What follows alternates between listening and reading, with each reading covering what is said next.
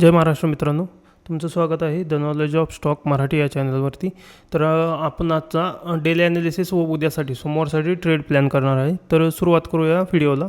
आपण पहिल्यांदा निफ्टी 50 बघणार आहे. सरळ 50 मिनिट डे कॅन्डलमध्ये पहिल्यांदा बघणार आहोत. तर डे कॅन्डलमध्ये आपल्याला काय दिसते बघा, एक ग्रीन कॅन्डल क्लोज केलेली आहे. मी तुम्हाला शुक्रवारच्या ॲनालिसिस व्हिडिओमध्ये मी सांगितलेलं, म्हणजे गुरुवारी जो शूट केला होता, जो गुरुवारी तुम्ही व्हिडिओ बघितलेला त्याच्यात सांगितलेलं की एक ग्रीन कॅन्डल बनवायचे चान्सेस थोडे जास्त आहेत. तुम्ही कॉल साईडला ट्रेड प्लॅन करू शकता.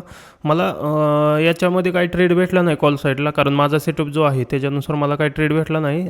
त्यामुळे मी काही ट्रेड केला नाही. एक ट्रेड केला होता तो मला पुट साईडला भेटलेला माझ्या सेटअपनुसार, म्हणून मी पुट साईडला एक ट्रेड प्लॅन केला होता, पण त्याच्यात एसेल गेला. मग मी ट्रेडिंग बंद केली.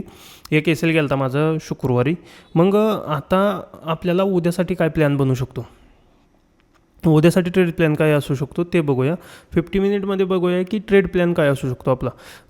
मित्रांनो बघा, आपल्यासाठी इम्पॉर्टंट जी लेवल असणार आहे ती असणार आहे 24,180ची जी लेवल, त्याच्यावरती जर क्रॉस करून प्राइस ॲक्शन बनवून क्लोज करायला लागलं मार्केट किंवा क्लोजिंग द्यायला लागलं तर तुम्ही बाय करायचं आहे कॉल साईडला. क्वांटिटी थोडी कमी ठेवा, जास्त क्वांटिटी ठेवू नका, कारण हा जो सेलअप दिसतो आहे तुम्हाला हा ह्या लेवलपासून आला आहे. मग इथून पुन्हा थोडं का होणार पण सेलअप येऊ शकतो, त्यामुळं क्वांटिटी थोडी कमी ठेवा. आणि कॉल साईडला जोपर्यंत 24,188चे लेवल क्रॉस करत नाही, 24,190 राऊंड फिगर पकडा आणि त्याच्यावरती क्लोजिंग द्यायला लागलं आणि प्राइस ॲक्शन बनवायला लागली तर तुम्ही ट्रेड करा, ठीक आहे. आणि त्याच्यानंतर जर समजा पुट साईडला तुम्हाला ट्रेड भेटत असेल, पुट साईडला कुठली लेवल इम्पॉर्टंट आहे तर 24,078 लेवल, म्हणजे 24,080ची लेवल सरळ पकडा तुम्ही. 24,080ची लेवल काय इम्पॉर्टंट आहे, कारण इथून लास्ट स्विंग आहे. हा स्विंग मारून मार्केटवरती गेलं तर जर समजा लास्ट स्विंग ब्रेक करत असेल तर त्याच्या खालच्या स्विंगपर्यंत मार्केट येण्याचे चान्सेस जास्त असतात. त्यामुळे स्विंग हे इम्पॉर्टंट असतात. लास्ट स्विंग क्लोजिंगच्या आधीचे जे दोन स्विंग असतात कॉल साईड आणि पुट साईडचे, ती इम्पॉर्टंट का असतात, कारण ते ब्रेक केल्यानंतर मार्केट नेक्स्ट स्विंगपर्यंत जाण्याचा प्रयत्न करतं. मग आपण त्याच्यानुसार प्लॅन करणार आहे. तर आपला पुट साईडला कुठे प्लॅन असणार आहे, जोपर्यंत 24,180च्या लेवलच्या खाली क्लोजिंग देत नाही तोपर्यंत. जर समजा 24,080च्या खाली डायरेक्ट ओपन झालं, गॅप डाऊन ओपन झालं, तर तुम्ही पुट साईडला ट्रेड करायचं नाही, प्राइस ॲक्शन बघायची, कारण गॅप डाऊन ओपन झाल्या मार्केट आधी रिकवर करण्याचा प्रयत्न करणार आणि नंतर मग कंटिन्यू करू शकतं. पण जोपर्यंत क्लोजिंग व्यवस्थित देत नाही, जर गॅप डाऊनच खाली झालं तर मग ट्रेड टाळायचा आहे, वेट करायचं आहे.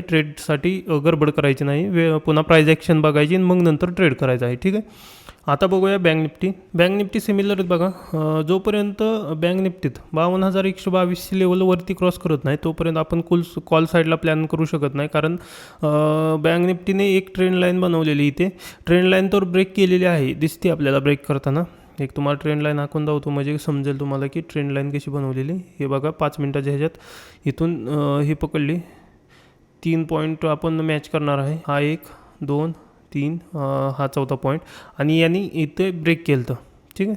इथं ब्रेक केलं होतं आणि वरती जाण्याचा प्रयत्न करत होतो, प्रयत्न करतो आहे. पण समजा आता आपला प्लॅन काय असणार आहे बँक निफ्टीत, तर 52,130ची लेवल किंवा 52,120ची लेवल जर यांनी क्रॉस केलं आणि क्लोजिंग वरच्या साईडला दिलं आणि प्राइस ॲक्शन बनवून वरती चालले तर आपण इथे बाय करणार आहे. आपला इथला एसेल असणार आहे. पण जर तुम्हाला पॅटर्न दिसत नसेल बाईंग साईडचा तर तुम्ही बाईंग साईडला ट्रेड करू नका, जबरदस्ती ट्रेड करू नका की मार्केटवरती जात आहे म्हणून. जोपर्यंत तुमचा टार्गेट, जोपर्यंत तुमचं सेटअप येत नाही तोपर्यंत ट्रेड प्लॅन जास्त करत जाऊ नका. त्याने काय होतं की मोकळ्यात एसेल जात येतं व तुमचं कॅपिटल लूज होतं.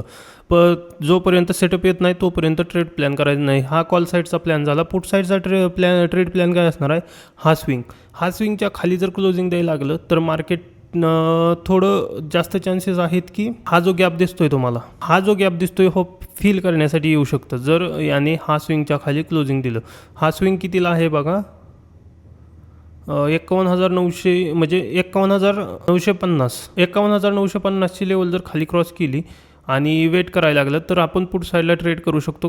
त्याच्यानंतर मार्केट हा गॅप फिल करण्यासाठी येऊ शकतो.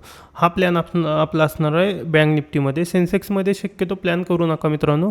सेन्सेक्सची एक्सपायरी आहे, पण अजून 1 आठवडा ते 2 आठवडे ट्रेड प्लॅन करू नका, कारण त्याच्यावरती सेन्सेक्स आणि निफ्टी 50वरती खूप लोक शिफ्ट होत आहेत. मग त्याच्यामुळं काय होतं आहे बघा, हा सेलअप जो दिसतो आहे तो त्याच्यामुळे झालेला आहे.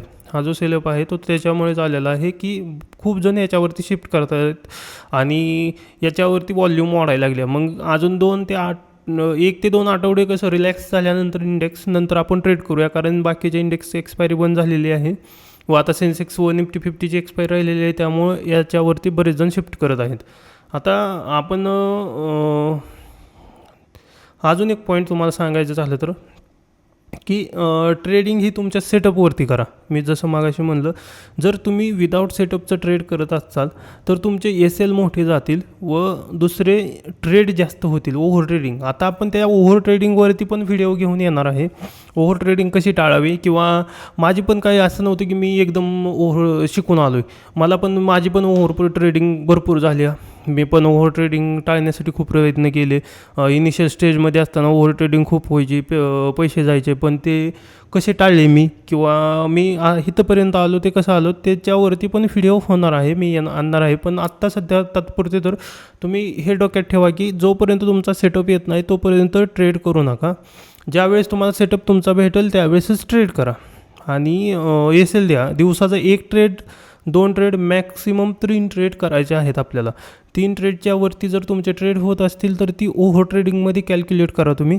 ते टाळण्यासाठी तुम्ही जनरल लिहायला चालू करा. त्या दिवशी 3 ट्रेडच्या नंतर तुमचा 4था ट्रेड तुम्ही का घेतला त्याचा अभ्यास करा, 5वा ट्रेड का घेतला त्याचा अभ्यास करा, आणि त्याच्यानंतर तुम्हाला काय होईल ते ट्रेड टाळण्यासाठी मदत होईल. हे तुम्हाला येणाऱ्या व्हिडिओमध्ये मी तुम्हाला पूर्णपणे ओव्हर ट्रेडिंग कशी टाळावी त्याची माहिती देणार आहे.